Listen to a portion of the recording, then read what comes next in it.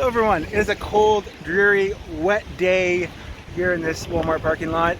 We're going to do an unboxing of something I got from Amazon to hopefully help out with the winter. I'll show you what it is in a sec. Alright, we're in the camper, we're getting warm, we got our Mr. Buddy going, we're hopefully going to dry up a little bit. But the reason I am excited for this is what we're going to do an unboxing of. This is a small travel size dehumidifier that I'm hoping to be able to use in my camper because we live on the Atlantic Ocean. It's super wet here in the winters. It's wet now, you can hear it raining. So we're hopefully gonna see what's inside and more importantly, see if it works. Some of the reasons why you may want a dehumidifier. It's been raining all day. There's just a dampness to this place that I don't really like. This thing is 31 years old. No matter what I patch, water still kind of finds its way in.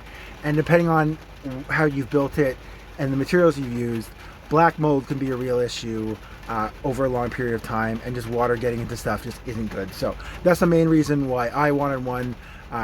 This thing isn't gonna be a miracle worker, but I just want to see if we can just make this place a little more dry on these rainy days.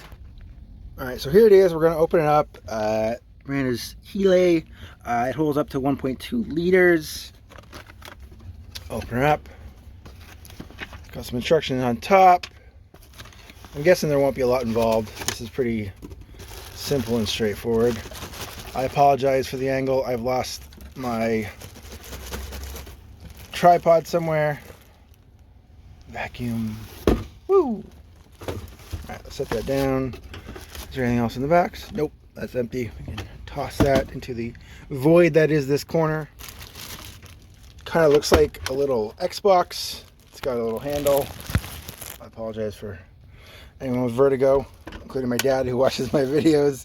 Yeah, so there we go. It looks pretty straightforward. I have a normal sized hand. That's how big it is. And I'm guessing the power supply is going to be in this, if I'm not mistaken. How do I get you open? Alright, I might have to put this down for a sec. Oh, look at us. Look at us being talented. Alright, and we just made a mess. But I'm guessing this is the power supply.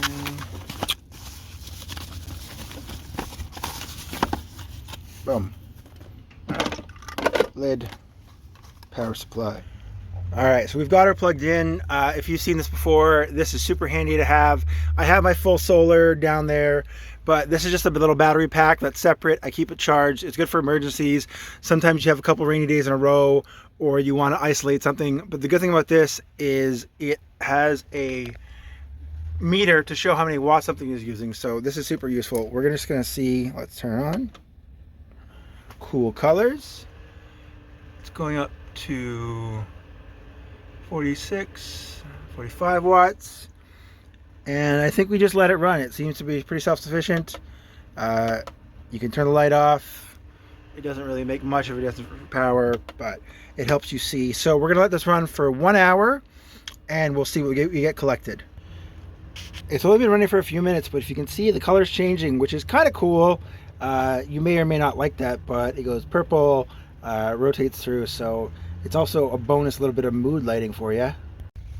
So one thing I've noticed is the condenser plate froze, and if you look at this, it says it should not be operated under 5 degrees Celsius. Right now it's 12, but it also has been pretty cold all day, so we're going to let it warm up a little bit and then give it a go and see if it works then. 1 hour later. So it's been well over an hour. It's over the operating temperature. It's eaten up a little bit of my battery.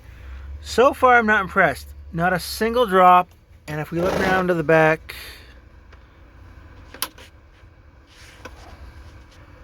it's not frozen. There is moisture condensing on it. So maybe we're being impatient. I don't know. Another hour later. Hey Winnie. Alright, so success. We have a little baby bit of water. If we shake it, we get a, so it is working. This thing is only about 230 watt hours, so We've drained it a decent amount, but it does work. I'll check on my little humidity graph, but it's gone down a bit.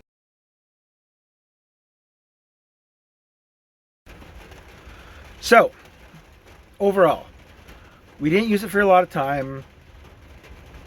I guess I was kind of expecting this thing to like just suck up all the water, but really it's a small portable device. It's not one of those huge dehumidifiers that use like 1,000 watts. As we said, it only uses about 40, which is pretty reasonable. It's got some cool lighting. It was 70 bucks Canadian on Amazon. So would I recommend it? Yes, but I would recommend it if you live in a fairly wet climate. It's still raining. It does work if you have the power to run it for a long time. 40 watts is not terrible, but also that's close to half of what my fridge uses, which does a lot more work, is a lot more useful. Being on solar, I am limited, so I would say if you lived in a wet area, a fairly warm area, or had access to consistent heat, this thing operates best about 15 degrees Celsius and above, and had access to a decent power grid where you could just run it